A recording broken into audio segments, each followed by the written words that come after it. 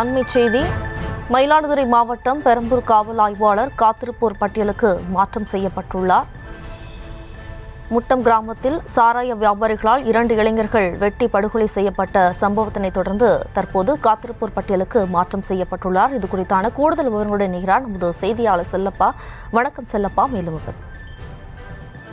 வணக்கம் மேடம். வணக்கம் ஜெயஸ்ரீ. மயிலாடுதுறை மாவட்டம் முட்டம் வடக்கு தெருவை சேர்ந்த தங்கதுரை, ராஜ்குமார், மூவேந்தன் ஆகிய 3 பேரும் கள்ளசாராயம் விற்பனை செய்ததாக கூறி அவர்களை காட்டிக் கொடுத்ததாக அதே பகுதியை சேர்ந்த ஹரிசக்தி என்ற இளைஞர்களை கடந்த 14ஆம் தேதி இரவு இந்த 3 நபர்களும் கத்தியால் குத்தி கொலை செய்துள்ளனர். மயிலாடுதுறை மாவட்டத்தில் இரட்டை கொலை சம்பவம் நடைபெற்றுள்ளது. இந்த நிலையில இந்த 3 நபர்கள் மற்றும் அவர்களது உறவினர்கள் 2 பேரை போலீசார் மொத்தம் 5 பேரை போலீசார் கைது செய்துள்ளனர்.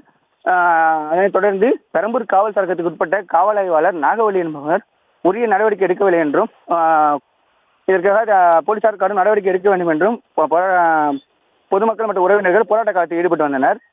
இந்த நிலையில் பெரம்பூர் காவல் நிலைய எல்லைக்கு உட்பட்ட முட்டம் கிராமத்தில் கடந்த 14ஆம் தேதி சாராய வியாபாரிகள் 2 இளைஞர்கள் வெட்டி படுகொலை செய்யப்பட்ட சம்பவத்தின் எதிரொலியாக பெரம்பூர் காவல் ஆய்வாளர் நாகவள்ளி காத்திருப்பு பட்டியலுக்கு இடமாற்றம் செய்யப்பட்டுள்ளார்.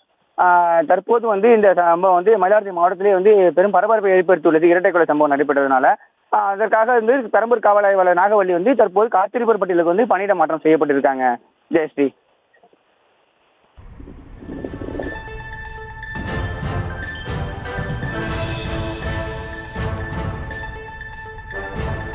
விவரங்களுக்கு நன்றி செல்லப்பா.